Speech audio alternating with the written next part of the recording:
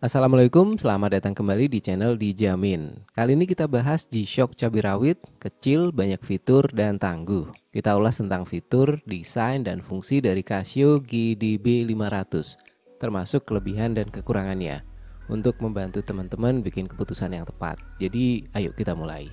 Pada pandangan pertama, si Casio GDB 500 ini memberikan kesan yang kuat dengan desain yang ramping dan futuristik. Ini kayak diambil langsung dari film science fiction gitu, misalnya kayak Star Trek, Terminator, atau kayak film penjelajah waktu gitu ya. Dan jam tangan ini sangat kompak dan tipis, kayak super canggihnya dari W800 atau W96.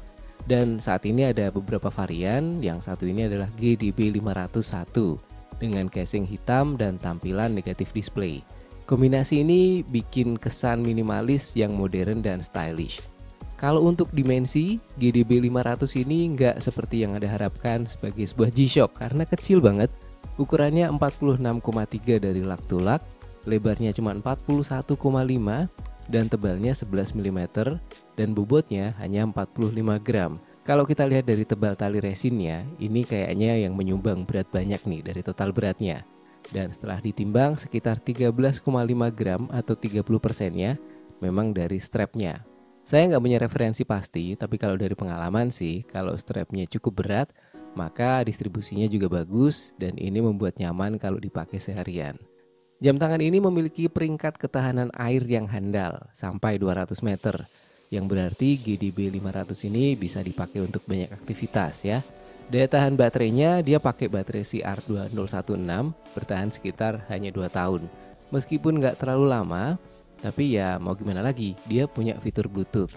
Tapi perlu dicatat ya bahwa situs web Casio nampilin bahwa jam tangan ini ada fitur tenaga surya. Tapi sebenarnya enggak. Dia nggak punya fitur TAF solar atau solar charging. Jam tangan ini memiliki casing resin yang diperkuat dengan fiberglass atau serat kaca, memberikan daya tahan yang bagus dengan bobot yang ringan, serta kekuatan ekstra tanpa mengorbankan estetika. Di bagian displaynya dilindungi oleh kaca mineral yang tahan gores. Kombinasi casing dan bezel nggak cuma bikin daya tahannya bagus, tapi juga memberikan tampilan yang tangguh. Bezelnya yang nonjol nggak cuma melindungi display, tapi juga ngasih tampilan yang khas. Casio GDB 500 ini dilengkapi dengan 4 tombol yang posisinya intuitif dan mudah diakses, serta bisa di silent. Casingnya punya tipe pelindung tombol yang cerdik ya desainnya. Dia menonjol lebih banyak di belakang sehingga meminimalkan efek terdorong tidak sengaja, tapi tetap mudah dioperasikan dari depan. Desain tombol yang futuristik juga bikin estetikanya tambah keren. Satu hal yang bisa dilakukan Casio lebih baik adalah kalau dia ngasih tombolnya ini ada tekstur atau ada tambahan warna yang berbeda untuk lampu backlight.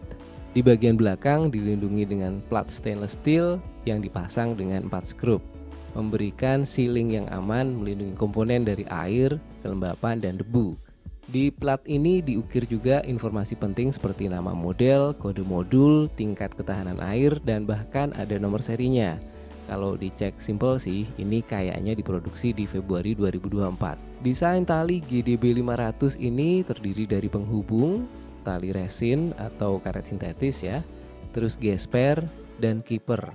Untuk penghubung ya, yang varian ini punya tekstur unik, terpasang pada casing jam dengan menggunakan semacam spring bar 24 mm, dan untuk tali resinnya pakai spring bar 16 mm.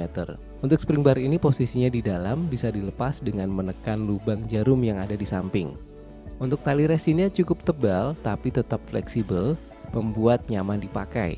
Satu hal yang saya harap dari Casio adalah membuat konektor ke tali 20 mm yang akan membuat banyak kemungkinan untuk pilihan tali jam. Salah satu hal yang perlu di take note adalah untuk loop keepernya yang kelihatan cukup kecil. Saya berharap ini tetap bisa awet walaupun nggak kelihatan tebel. Selanjutnya adalah hal yang mungkin beberapa teman-teman akan ilfeel dengan model ini, yaitu display negatif dari varian GDB 500. Walaupun terlihat stylish, tapi bikin agak sulit untuk dibaca, terutama untuk kondisi dengan pencahayaan rendah dan kayak saya yang matanya udah perlu kacamata baca. Selain itu, ukuran digitnya juga harusnya sih bisa digedein lagi supaya lebih mudah untuk dibaca. Oke, untuk tampilan negatif displaynya memang bukan bagian yang favorit. Tapi untuk backlightnya, LED-nya di sisi lain ini sangat mengesankan. Lampu ini memberikan keterbacaan yang sangat baik untuk kondisi low light, dilengkapi dengan opsi afterglow bisa 1,5 detik, bisa 3 detik. Dan the best partnya adalah teman-teman juga bisa ngaktifin auto backlight supaya mudah dibaca dan nanti akan nonaktif sendiri setelah 6 jam. Jadi tetap saving baterai. GDB 500 menawarkan berbagai fitur dan mode untuk memenuhi kebutuhan user, mulai dari fungsi penunjuk waktu alias timekeeping, stopwatch, timer, dual time, dan alarm. Mari kita lihat satu persatu. Berikut ini adalah fungsi timekeeping atau penunjuk waktu di GDB 500. Kalau untuk tampilan defaultnya yang menampilkan hari, waktu, dan tanggal yang dilengkapi dengan kalender otomatis. Anda bisa mengubah tampilan ke pelacak langkah atau step tracker dengan menekan tombol adjust satu kali aja. Anda juga dapat terhubung ke smartphone untuk mensinkronkan waktu kalau sudah di pairing ya, dengan menekan tombol search. Dan setelah di pairing Anda juga dapat synchronize waktu otomatis sehingga jam tangan Anda selalu akurat. Ngomong-ngomong, ada salah satu fitur yang asik yaitu phone finder, dan ini sangat berguna. Saya suka lupa naruh handphone dan setelah pegang jam ini langsung kepake. Dan berikutnya adalah fitur stopwatch yang memungkinkan untuk mengukur waktu secara presisi, bisa dipakai untuk teman-teman yang butuh misalnya untuk olahraga. Saat menggunakan stopwatch, GDB 500 menampilkan waktu dalam dua baris. Baris yang tengah menunjukkan waktu lap, sedangkan baris yang bawah menunjukkan waktu split. Saat menggunakan stopwatch seperti biasa, keduanya berjalan sama. Tapi kalau Anda pakai split time, ini akan kelihatan beda. Waktu lap akan menampilkan snapshot selama kira-kira 8 detik sebelum lanjut lagi. Mode berikutnya adalah mode recall yang akan menampilkan catatan dari stopwatch dari penggunaan sebelumnya. Mode ini akan sangat berguna untuk teman-teman penggemar olahraga seperti lari, jalan cepat, dan sebagainya. Tapi terus terang saya hampir-hampir nggak pernah pakai. Dan kemudian mode berikutnya adalah countdown timer. Rentangnya sayangnya hanya 60 menit dengan pengaturan menit dan detik. Rentang ini mungkin nggak cukup buat beberapa pengguna dan perlu dicatat dia nggak punya fitur auto repeat. Sebagai tambahan untuk mode ini, waktu saat ini akan ditampilkan di bagian bawah layar. Selanjutnya adalah mode dual time yang memungkinkan teman-teman melacak dua zona waktu secara bersamaan. Jadi ini ideal untuk teman-teman yang suka jalan-jalan dan juga mungkin yang punya teman atau keluarga di zona waktu yang berbeda. Sebagai tambahan di mode ini, waktu saat ini ditampilkan di bagian bawah layar. Jam tangan ini punya 5 alarm dan juga hourly signal. Tapi mohon dicatat bahwa alarmnya bukan jenis multifunction. Tapi dengan 5 alarm ini akan sangat membantu Anda untuk menjalankan jadwal harian. Sebagai catatan, kalau pakai mode ini, waktu saat ini akan juga ditampilkan di bagian bawah layar. Berikutnya adalah poin penting lain untuk model ini, konektivitas Bluetooth. GDB 500 dapat dipasangkan atau di-pairing dengan smartphone, memungkinkan kita untuk menerima sinkronisasi waktu dan kemudian sinkronisasi waktu otomatis, kemudian pengontrolan jam seperti alarm dan sebagainya dari smartphone, kemudian juga memantau data step tracker di smartphone. Jadi ini cocok banget untuk teman-teman yang mau ngecek jumlah langkah dan kalori. Tapi jam ini tidak memberikan konektivitas penuh seperti sebuah smartwatch yang akan menunjukkan email, terus telepon, WhatsApp, dan sebagainya. Jadi ini kayak tengah-tengah untuk teman-teman yang butuh kenyamanan yang cukup dengan konektivitas ya, tapi tidak ingin terus-terusan terhubung ke internet atau cloud sepanjang waktu. Dan juga dengan level desain seperti ini, teman-teman nggak perlu ngisi ulang jam tangan. Teman-teman cukup pakai baterai yang akan bertahan selama kurang lebih 2 tahun. Untuk interface pengaturan GDB 500 ini cukup intuitif dan mudah navigasinya. Anda bisa menyesuaikan atau setting waktu, alarm, dan preferensi lainnya. Untuk sebagian besar Anda bisa menggunakan tombol lampu dan tombol search untuk mengurangi atau menambah nilai. Dan akan lebih mudah lagi kalau teman-teman sudah pairing ke smartphone, bisa disetting dari smartphone pakai aplikasi yang namanya Casio Watches. Tapi memang ada sedikit note ya pada saat pengaturan. Display jam tangan ini untuk varian ini adalah negatif display, jadi kurang maksimal terbaca untuk pengoperasiannya. Dan satu lagi, sampai saat ini saya belum ketemu menu untuk mengatur daylight saving dari jam tangan. Jadi pengaturannya harus dari smartphone.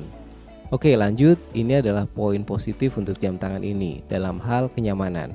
GDB 500 ini pas banget di pergelangan tangan untuk teman-teman yang punya ukuran medium. Kayak saya nih, sekitar 7 inch, kurang dikit lah ya.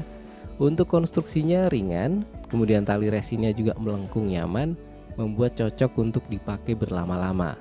Dan jam tangan ini juga cukup tipis untuk bisa masuk ke lengan baju panjang. Oke, sekarang kita lanjut ke ringkasan pros and cons-nya ya. Di sisi positif, nomor 1, desainnya stylish dan futuristik. Nomor 2, bahan dan konstruksinya kuat. Nomor 3, dia punya banyak fitur dan fungsi termasuk step tracker. Nomor 4, dia punya konektivitas Bluetooth untuk integrasi dengan smartphone. Nomor 5, sangat nyaman dipakai. Dan nomor 6, ini fitur yang saya suka, Find Your Phone. Di sisi lain ada juga beberapa hal yang tentu saja perlu dipertimbangkan. Nomor 1 adalah untuk varian yang pakai negatif display, keterbacaannya nggak the best lah ya. Terus yang kedua, ukuran digitnya harusnya bisa lebih gede lagi nih kalau mau pembacaannya lebih mudah. Kemudian yang ketiga, dia nggak ada fitur auto repeat untuk timer. Yang keempat, dia juga nggak ada opsi pengaturan daylight saving di jam tangan. Adanya adalah di aplikasi, tapi sorry ya, kita di Indonesia memang jarang pakai. Terus nomor 5, saat ini varian warnanya terbatas dan lebih banyak yang pakai negatif display. Tapi biasanya sih Casio akan rilis warna-warna baru kalau model launchingnya sukses. Oke, setelah berlama-lama review, kita sekarang ke kesimpulan. Casio GDB 500 ini adalah perpaduan sempurna dari gaya, fungsionalitas, dan kenyamanan. Konstruksinya kuat, punya beragam fitur, dan ada konektivitas Bluetooth yang membuatnya serbaguna untuk penggunaan sehari-hari. Meskipun juga ada beberapa catatan, saya tadi bilang dia seperti cabai rawit. Sebenarnya nggak cuma ngomongin fitur ya, tapi juga layarnya cukup pedes di mata buat saya. Dan ya, ada kurang beberapa fitur lanjutan tertentu, tapi secara overall paketnya mengesankan, keren banget.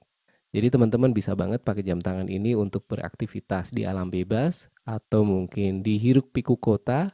Jam ini siap menemani setiap langkah Anda. Semoga ulasan ini bermanfaat, bisa ngasih informasi teman-teman sebelum bikin keputusan untuk beli jam tangan ini.